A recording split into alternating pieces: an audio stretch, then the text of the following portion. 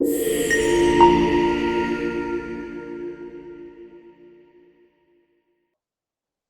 virtual assistant, entrepreneur company that you had your moments. You want to go through it? Yes, things have definitely turned around. So, anyone who's watching right now, if you watch the past two podcasts, I've been in a struggle. See, we all go through it. Yes, I've been in a struggle. And it's because I'm starting this entrepreneurship thing and this has been going on since long before the we started this podcast. I've been doing this for um, about 2 years now, almost 2 years now. It's it's not it hasn't been bad. It's just been paycheck to paycheck, you know, and it's like that because I have to funnel the business too. Now, what I'm doing is I'm in two things. I'm in business school, right? And at my university, I'm now taking my last like 6 classes before I graduate. So that's exciting. That's exciting. But I'm in an entrepreneurship class right now. So it's like not just any business class, it's like about starting a new business, all of that, and having the mindset to do it. And they really enforce in the first set of like the first of the semester, it was very all about determination, never giving up, moving through the struggles, navigating, roadblocks and things like that. Because that's really what startup businesses are. Like those first five Hmm. years, that's all you're doing. You're Yes. struggling and navigating roadblocks. And there are multiple roadblocks that you will hit like several times, and sometimes they will just leave and then come back. It'll happen again. Like Yes. you have to like let it not deter you from the ultimate goal. Right. You have to keep your goal at your forefront. Like, I'm doing this for a reason. I'm doing this for a reason. I'm doing this for a reason. Um, and I think a lot of it is the hustle too. You can't forget the hustle. It feels so hard to like, oh, I own my own business and I'm depressed. So I'm just going to lay here in bed. No, like if you lay in bed, that's time wasted. You're not Yes. making money. You Yes, you're not making money. this class has definitely helped me. I not only that, but the school's also helping me too. We're doing a whole summer program too, where I'm getting to there's a class. They're calling it a class, so it's like basically 3 credits because it is a class. That's what makes it a class is because I get 3 credits from doing this. But I basically write an essay about my business and I get 3 credits. And Nice. so doing that, I'm getting to like kind of pilot my new strategies so I can write my essay for the summer. Right now, I'm out there like um working with different agencies so that way I can get like an idea on how they work, like the pros and the cons of each agency, like who's doing it and figuring out who's doing it the best and why, who's been doing it the longest and what were their struggles in the beginning, what were their struggles in the end. Like basically mapping out KPIs and Hmm. figuring out based on that, like what made them successful and are they even actually truly successful? Because even if there was money made, it doesn't mean that the business itself was uh, The issue. like it has a level of legitimacy. Right now, I'm expanding worldwide. I'm looking into the UK agencies, and they're not bad. They're actually great. Um, in the UK, they are very good marketers. They just are for this industry. It's the virtual assisting industry. Right. Um, I've only been doing this for this is my third week doing it. Yeah, I think this is week 3 now. And I've gotten like between my business and this agency, I went from like 3 ongoing clients to like roughly 20-ish. That's amazing. That is awesome. So that's what, so compare that to when 3 weeks ago, 3 clients. And I remember you had moments where you were laying in bed and you were literally, and let's just call it what it is. You were depressed. You were questioning things. You were trying to go back to a corporate job. You were trying to figure out like if this is the way to go, trying to put food on the table. Your husband's been a great supporter, and you questioned yourself, continuing this entrepreneur path 100% or going back to corporate America. And your husband was very supportive of you and said, let's just give it a little bit more time. And they gave you a timeline, I believe, like a quarter or something. I'm not sure if you can tell. Was it a quarter? Yeah. Yeah, I And said 3, let's do 3 months. 3 months, let's give it a quarter and see where it goes. And within the span of 3 months, with this company that you found in the UK, virtual assistant, you've expanded yourself from 3 clients to now you have 20, and growing. And I love how this morning we were talking about you going to college and taking this entrepreneur class, and how even your college professor is telling you ways how you can expand your company, how you can grow, and one day you have your own business, like not your own business, but like, because you do have your own business.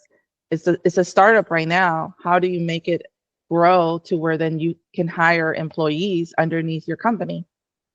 And that's a beautiful, beautiful dream. You would have never made that possible. That would have never have been possible without your faith and continuing to move forward, and the support from your husband. Like I remember I told you, like, pray to God and ask him, like, have you asked him to tell you where you need to be? It's a scary thing. I remember when I was in corporate America, and it was a lot of things, like just like a lot of balls in the air, just like things falling, breaking apart. I was a hot mess. And I stopped and I said, God, just tell me where I'm supposed to be. What am I supposed to be doing? Should I go full-time entrepreneur, be a real estate agent and do all this things that I'm doing, flippings and stuff like that?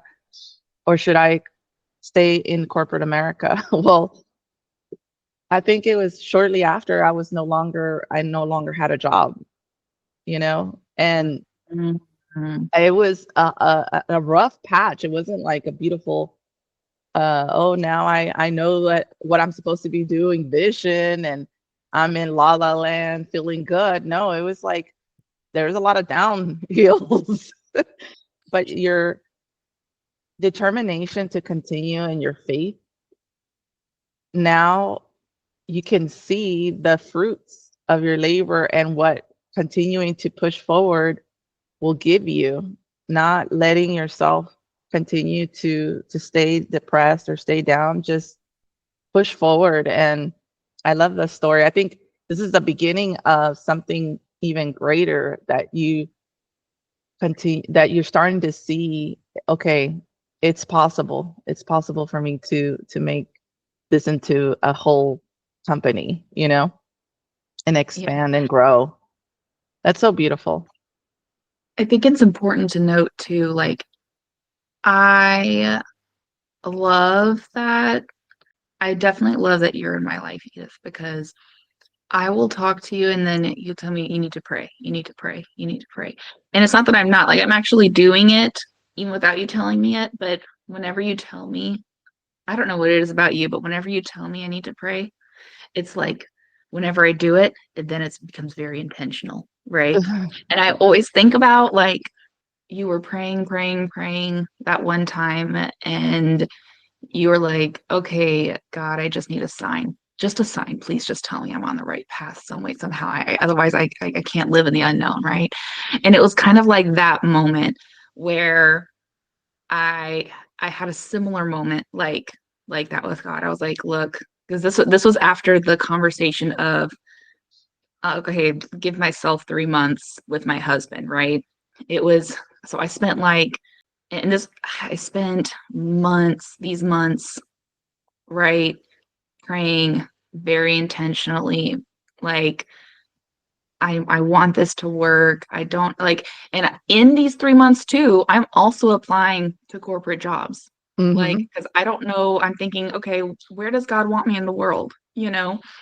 And so I even asked my landlords for a job. Like, Oh, wow. yes. And they encouraged me to apply.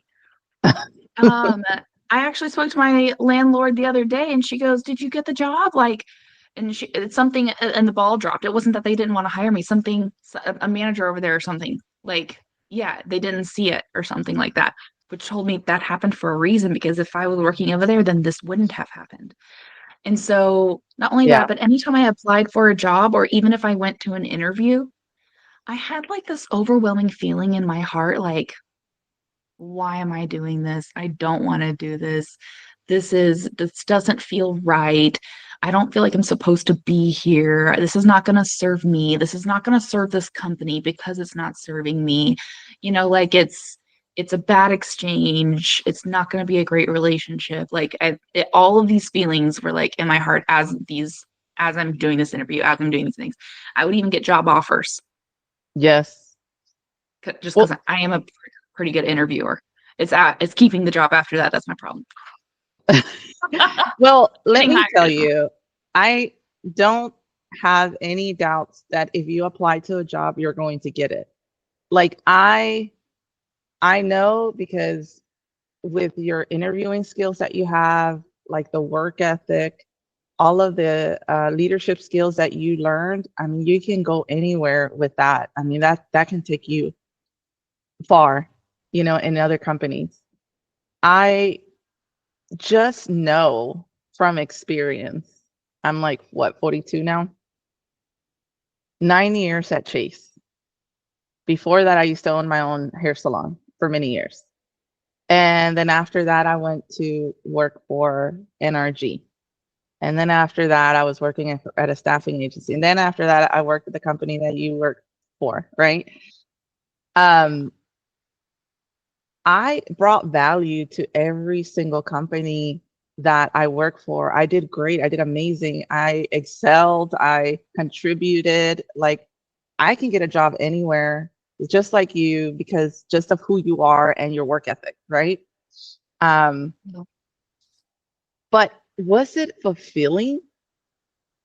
I literally, I think about going back to corporate. When I would think about going back to corporate America, I would have this feeling like, do I want to do this for another 4 or 5 years?